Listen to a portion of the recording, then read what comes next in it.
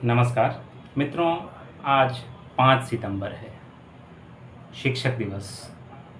शिक्षक यानी मास्टर साहब, सर जी, मैडम, मिशनरी स्कूलों में सिस्टर, गुरुदेव, मास्टर साहब, मास साहब, मित्रों तमाम सारे हमारे जो मित्र हैं, जो हमारे गुरुजन हैं, उनको सबसे पहले प्रणाम। शिक्षक दिवस की ढेर सारी शुभकामनाएं। आज मित्रों हम बात करेंगे 2 चिट्ठियों के बारे में। ये चिट्ठियाँ दरअसल अब्राहम लिंकन की है। अब्राहम लिंकन के बारे में आपको बताएं कि वो अमेरिका के 16वें राष्ट्रपति थे और संयुक्त राज्य अमेरिका को गृह युद्ध से उबारने में इनकी बहुत महत्वपूर्ण भूमिका थी। साथ ही साथ अमेरिका में दास प्रथा के उन्मूलन का जो श्रेय है वो अब्राहम लिंकन साहब को है। गुलामों के मुक्तिदाता कहे जाते हैं और वो अपने बेटे को क्या सिखाना चाहते थे और उन्होंने जो अपने बेटे के टीचर को जो चिट्ठी लिखी वो कैसे ऐतिहासिक बन गई, मैं आपको पढ़ करके सुनाना चाहता हूँ। तो अब्राहम लिंकन के शब्दों में आइए हम उनकी चिट्ठी को पढ़ते हैं मित्रों। सम्माननीय महोदय, मैं अपने पुत्र को शिक्षा के लिए आपके हाथों में सौंप रहा हूँ। आपसे मेरी अपेक्षा यह है कि इसे ऐसी शिक्षा दें जिससे यह सच्चा इंसान बन सके। मैं जानता हूँ कि इस दुनिया में सारे लोग अच्छे और सच्चे नहीं हैं। यह बात मेरे बेटे को भी सीखनी होगी, पर मैं चाहता हूँ कि आप उसे यह भी बताएं कि हर बुरे आदमी के पास भी अच्छा हृदय होता है। हर स्वार्थी नेता के अंदर अच्छा लीडर बनने की क्षमता होती है। मैं चाहता हूँ कि आप उसे सिखाएं कि हर दुश्मन के अंदर एक दोस्त बनने की संभावना भी होती है।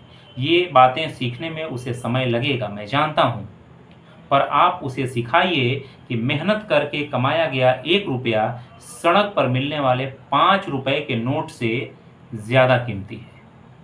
आप उसे बताइएगा कि दूसरों से जलन की भावना अपने मन में न लाए। साथ ही यह भी कि खुलकर हंसते हुए भी शालीनता बरतना कितना ज़रूरी है। मुझे उम्मीद है कि आप उसे बता पाएंगे कि दूसरों को धमकाना और डराना कोई अच्छी बात नहीं है। यह काम करने से उसे दूर रहना चाहिए। आप उसे किताबें पढ़ने के लिए तो कहिएगा ही, पर साथ ही उसे आकाश में उड़ते पक्षियों को, धूप में हरे भरे मैदानों में खिले फूलों पर मंडराती तितलियों को निहारने की याद दिलाते रहिएगा। मैं समझता हूँ कि ये बातें उसके लिए ज़्यादा काम की हैं। मैं मानता हूँ कि स्कूल के दिनों में ही उसे यह भी बात सीखनी होगी कि नकल करके पास होने से फेल होना अच्छा है। किसी बात पर चाहे दूसरे उसे गलत कहें, पर अपनी सच्ची बात पर कायम रहने का हुनर उसमें होना चाहिए। दयालु लोगों के साथ नम्रता से पेश आना और बुरे लोगों के साथ सख्ती से पेश आना चाहिए। दूसरों की सारी बातें सुनने के बाद उसमें से काम की चीज़ों का चुनाव इन्हीं दिनों में उसे सीखना होगा। आप उसे बताना मत भूलिएगा कि उदासी को किस तरह प्रसन्नता में बदला जा सकता है। क्या बात है ये। और उसे यह भी बताइएगा कि जब कभी रोने का मन करे तो रोने में शर्म बिल्कुल ना करे। मेरा सोचना है कि उसे खुद पर विश्वास होना चाहिए और दूसरों पर भी, तभी तो वह एक अच्छा इंसान बन पाएगा। ये बातें बड़ी हैं और लंबी भी, पर आप इनमें से जितना भी उसे बता पाएं उतना ही उसके लिए अच्छा होगा। फिर अभी मेरा बेटा बहुत छोटा है और बहुत प्यारा भी। आपका अब्राहम लिंकन। मित्रों क्या खूबसूरती है इस पत्र में, आप देखिए कितनी खूबसूरत है। और दूसरी जो चिट्ठी है मित्रों, मैं दरअसल ये बताना चाह रहा हूँ कि ये घनश्याम दास बिड़ला हैं, जिनका जन्म 1894 में हुआ था पिलानी राजस्थान में। उनकी मृत्यु 1983 में हुई थी। वो भारत में अग्रणी औद्योगिक समूह जो था बिड़ला समूह, उसके संस्थापक थे।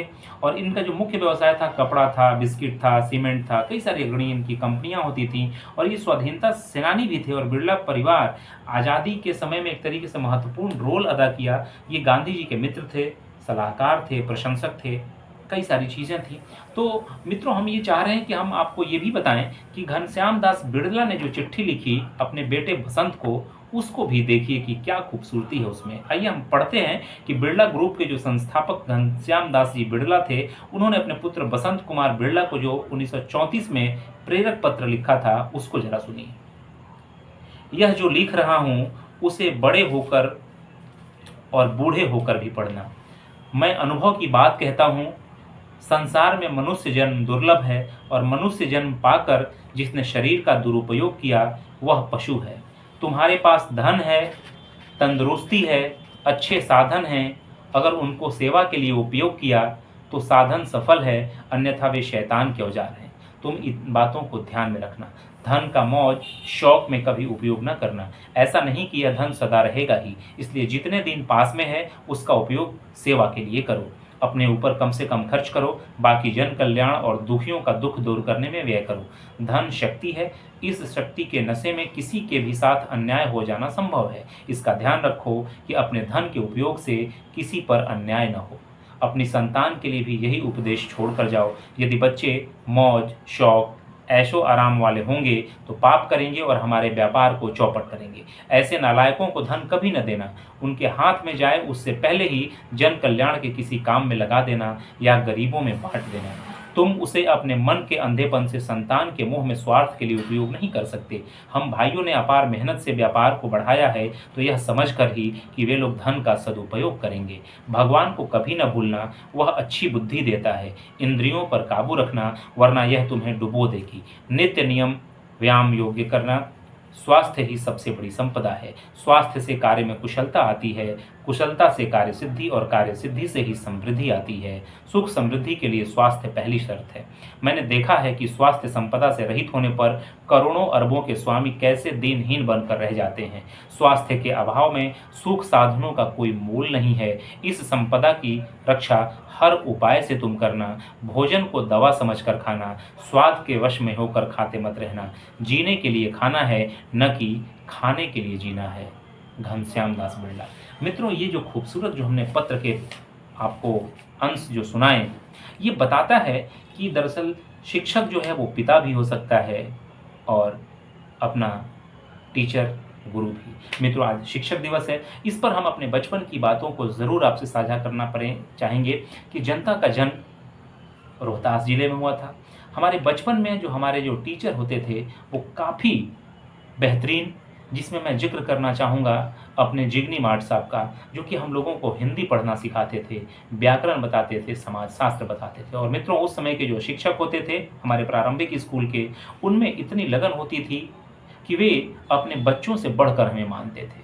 उसके बाद जब मैं बड्डी हाई स्कूल में जब पहुंचा तो उस समय चाहे वो पांडे मार्ट साहब हों, चाहे सुदामा सिंह हों, चाहे हम लोग उनको एक टीचर जो बाल ऐसे काटते थे जिनको हम लोग बॉब कट बोलते थे, वो हों, या फिर और भी मतलब जो कुछ हमारे टीचर हों, महेंद्र तिवारी हों, या फिर पुष्पा मैडम जो हम लोगों को हिंदी बहुत बढ़िया लिखना पढ़ना बताती थी।